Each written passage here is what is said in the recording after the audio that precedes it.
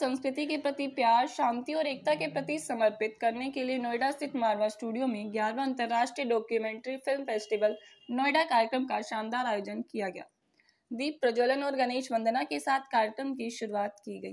कार्यक्रम में डॉक्टर संदीप मारवा, केपाया Rodrigues Gonzalez, Mike Berry film maker, Aakash Sharma, Anwar Jamal, Sushil Bharti मौजूद रहे। कार्यक्रम में पुष्पगुच्छ भेंट कर अतिथिगण का स्वागत किया गया। डॉक्टर संदीप मारवा ने सभी लोगों का शुक्रिया अदा किया और कहा कि डॉक्यूमेंट्री फिल्म बनाने के लिए रिसर्च करना बहुत ज़रूरी है। तथ्यों को सही से पढ़कर उसके पीछे के इतिहास को जानकर तभी डॉक्यूमेंट्री फिल्म बनानी चाहिए। डॉक्यूमेंट्री फिल्म की सफलता इस बात में है कि वह गागर में सागर की भांति विषय के बारे में सारी जानकारी किस तरह प्रस्तुत करता है। डॉक्यूमेंट्री अपने आप में बहुत महत्वपूर्ण है। वहाँ मौजूदा अतिथिगण ने भी डॉक्यूमेंट्री फिल्मों को कैसे बनाना चाहिए, किन बातों का ध्यान रखना चाहिए, इन विषयों पर अपने विचारों को रखा। कार्यक्रम में स्कूल ऑफ परफॉर्मिंग आर्ट्स की स्टूडेंट्स ऋषिता ने अपने कथक नृत्य से सबका मन मोह लिया। बता दें कि कार्यक्रम में डॉक्यूमेंट्री फिल्मों के लिए लोगों को अलग अलग डॉक्यूमेंट्री श्रेणी में दिया गया, जिसमें 15 मिनट की डॉक्यूमेंट्री, 30 मिनट की डॉक्यूमेंट्री और 1 घंटे की डॉक्यूमेंट्री में रखकर बांटा गया और स्टूडेंट्स को भी अच्छी डॉक्यूमेंट्री के लिए अवार्ड देकर अतिथिगण द्वारा सम्मानित किया गया। साथ ही कार्यक्रम में भाग लेने वाले लोगों को भी सर्टिफिकेट देकर सम्मानित किया। It was a great platform to see the new children's work. The students were very inspiring. Everybody had a great time watching them, and the themes were new. We saw some international films also. The children were very positive, and I wish the students great luck in their work. And what I'll say is that you should be very confident in whatever you are doing. The children they have made great films, so all the best to them. सबसे पहले तो मैं बधाई देना चाहूँगा तमाम उन documentary film makers को जिनकी फिल्मों ने यहाँ पार्टिसिपेट किया। मेरे लिए अवार्ड किसी को मिला किसी को नहीं मिला ये मैटर नहीं करता है।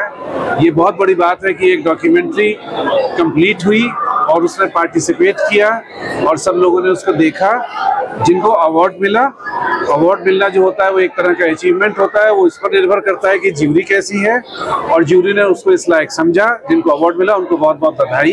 जो लोग डॉक्यूमेंट्री बना रहे हैं उनको किन बातों पर ध्यान देना चाहिए?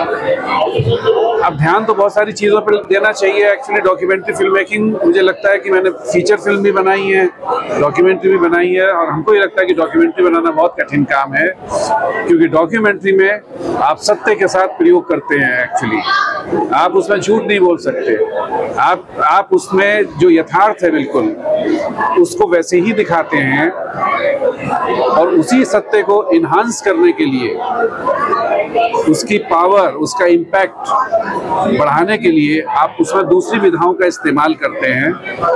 जबकि फिक्शन में यह है कि it's a recreation of any reality.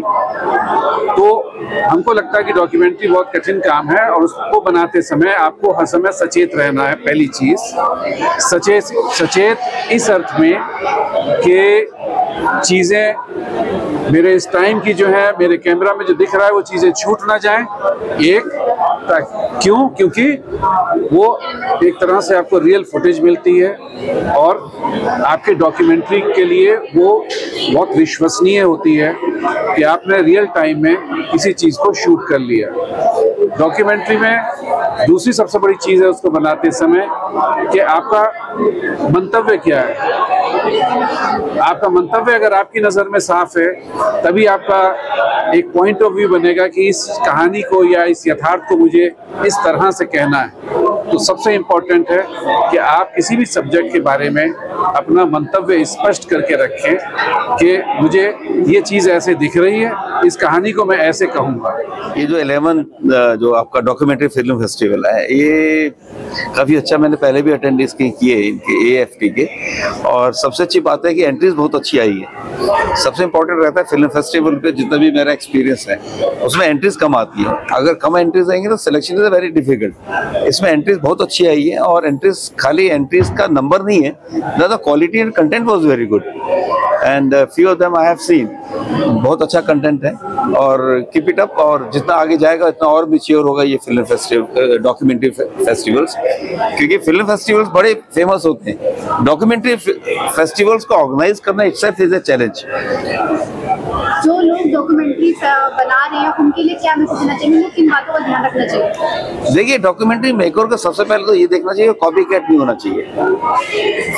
जो आपने फीचर फिल्म्स होती है कॉपी कैट होती है, एक ने बनाई चलो उसके एक सब्जेक्ट लिया बना लिया। डॉक्यूमेंट्री मेकर को कभी भी एक तो कॉपी कैट नहीं होना चाहिए, एक उसका ओरिजिनल होना चाहिए डॉक्यूमेंट्री मेकर्स के लिए, और उसको उसमें पैशन होना चाहिए, नॉलेज होनी चाहिए। ये नहीं कि कैमरा उठाए और चले गए, पहले उसकी नॉलेज गैदर करो, उसका एक कंटेंट करो। देखिए, पूरी लाइफ में स्टोरी हर जगह पे होती है, अगर आप खाना भी खाते उसमें भी एक स्टोरी होती है। ऐसे डॉक्यूमेंट्री मेकर को भी ये चाहिए कि उसकी एक स्टोरी लाइन डेवलप करे, उस स्टोरी लाइन के अकॉर्डिंग भी चले। डॉक्यूमेंट्री कभी वेब सीरीज की जगह ले पाएगी? देखिए, वेब सीरीज डॉक्यूमेंट्री में भी होती है। हम ये बात कर रहे हैं कि जो वेब सीरीज, जो आपकी टीवी सीरीज है, वो देखिए वेब सीरीज क्या है? Series is the continuation of certain parts, ठीक है।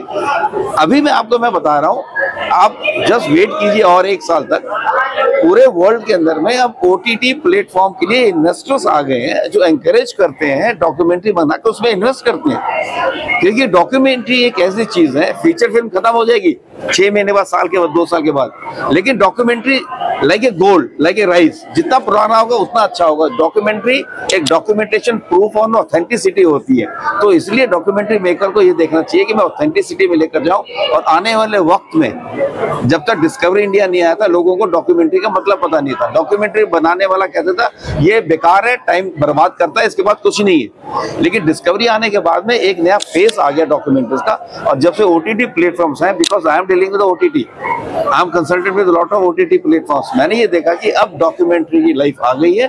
People they want to watch the documentary, they get the inspiration from the documentary, they get the motivation from the documentary makers. बूंद बूंद से नदी बने और नदी नदी से सागर।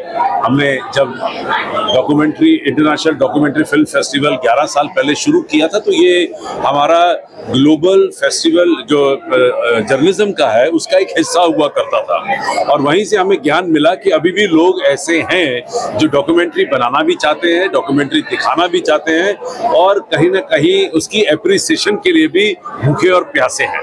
तो मुझे ये लगा कि हमें लोगों को इस फेस्टिवल को जर्नलिज्म फेस्टिवल से अलग कर देना चाहिए, क्योंकि तभी ये अपनी ऊंचाइयां नाप सकेगा।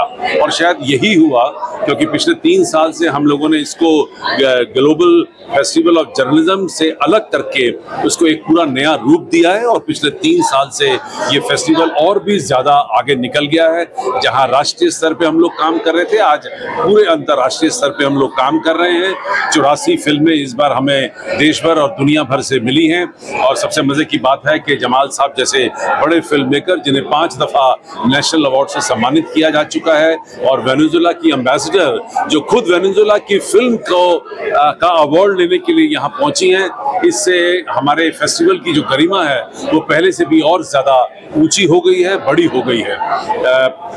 जैसे ही लोगों को पता चला कि एक अंतर्राष्ट्रीय स्तर के ऊपर डॉक्यूमेंट्री फिल्म फेस्टिवल इस तरीके से, इस खूबसूरत तरीके से मनाया जा रहा है, तो मुझे लगता है कि धीरे धीरे ये अपना पथ ढूंढ चुका है। और आने वाले सालों में और भी ज्यादा फिल्में होंगी और भी बहुत ज्यादा इसमें देश जो है वो भाग लेंगे। सर, जैसा अभी आपने कार्यक्रम में कहा कि डॉक्यूमेंट्री बनाने के लिए रिसर्च पे वर्क करना चाहिए, तो इससे क्या समझते हैं कि कोई भी जो भी लोग डॉक्यूमेंट्री बना रहे हैं तो उनको किन बातों पे ध्यान देना चाहिए? देखिए, सबसे पहले है कि डॉक्यूमेंट्री जो है वो, इसका पहला जो मुद्दा होता है कि फैक्ट्स को दर्शाना, कि हकीकत क्या है उसे बताना। तो हकीकत अगर आप खुद ही स्टडी नहीं करेंगे, डिटेलें नहीं लेंगे, राइट फिगर्स नहीं करेक्ट लेके चलेंगे, सही नाम नहीं लेके चलेंगे, तो मुझे लगता है कहीं ना कहीं डॉक्यूमेंट्री का जो पर्पस है वो थोड़ा सा कमजोर पड़ जाता है। तो शायद इसीलिए ये बार बार कहा जाता है कि जब आप डॉक्यूमेंट्री बनाएं तो सारे फैक्ट्स को क्लियर कर लें, कि जो साल हैं, जो तारीखें हैं, जो खास लोग हैं उनमें इन्वॉल्व, उनके सही नाम अगर आप प्रोजेक्ट करेंगे तो, क्योंकि डॉक्यूमेंट्री जो है वो एक पक्के इतिहास का हिस्सा बन जाता है। अगर आज आपको 1960 की बात जाननी है तो 1960 में बनी हुई डॉक्यूमेंट्रीज को अगर आप देखना शुरू करेंगे तो आपको बहुत सारे ऐसे फैक्ट्स निखर के बाहर आएंगे जो आपने शायद अभी किसी अखबार में या किसी मैगजीन में नहीं पढ़े होंगे। तो इस तरीके से जो रिसर्च है वो डॉक्यूमेंट्री का एक बहुत बड़ा हिस्सा है, लेकिन उसी फैक्ट को आप किस तरीके से पर्दे पे दर्शाते हैं ये डायरेक्टर का काम होता है। और मैं समझता हूँ कि चाहे वो फिक्शन हो चाहे डॉक्यूमेंट्री हो, कहीं ना कहीं इमोशंस जो हैं वो जुड़े होते हैं, और जहाँ भावनाएं आप पैदा कर सकते हैं तो मैं समझता हूँ वो एक अच्छी फिल्म बन जाती है। सर, फिल्म से काफी दिनों से आप जुड़े हुए हैं, काफी बड़ा योगदान भी आपका रहा है। जो लोग, जो नए बच्चे हैं वो फिल्म में अपना कैरियर आजमाना चाहते हैं, किन किन बातों का ध्यान दें? देखिए, हमारे यहाँ पे भी दो स्ट्रीम चल रही हैं। एक जहाँ पर जो लोग एंटरटेनमेंट की तरफ बढ़ना चाहते हैं उन्हें उस तरीके की तौर और तरीके सिखाए जाते हैं, और जो न्यूज़ और करंट अफेयर्स और डॉक्यूमेंट्री की तरफ जो बढ़ना चाहते हैं उन्हें दूसरे तौर और तरीके सिखाए जाते हैं, जबकि फिल्म बनाने के जो तौर और तरीके हैं वो एक ही हैं। तो ये सोच का फर्क होता है, और दोनों किस्म की यहाँ पर पढ़ाई की जाती है। और मुझे खुशी इस बात की है कि इस बार तकरीबन 30 डॉक्यूमेंट्रीज मुझे ऐसी मिली हैं जो हमारे स्टूडेंट्स ने बनाई है, और हमने इस बार स्टूडेंट्स को भी सम्मानित किया है, क्योंकि मुझे लगता है कि आने वाले दिनों में बड़े और अच्छे फिल्म मेकर तो यही बनेंगे। और हमने फिल्मों के दबाव में, फीचर फिल्मों के दबाव में आके या एंटरटेन के दबाव में आकर डॉक्यूमेंट्री फिल्म मेकिंग को हटाया नहीं है या मिटाया नहीं है। वो उतने ही जोश और उल्लास के साथ पढ़ाया जाता है जितने जोश और उल्लास के साथ फीचर फिल्मों को और एंटरटेनमेंट की फिल्मों को पढ़ाया जाता है।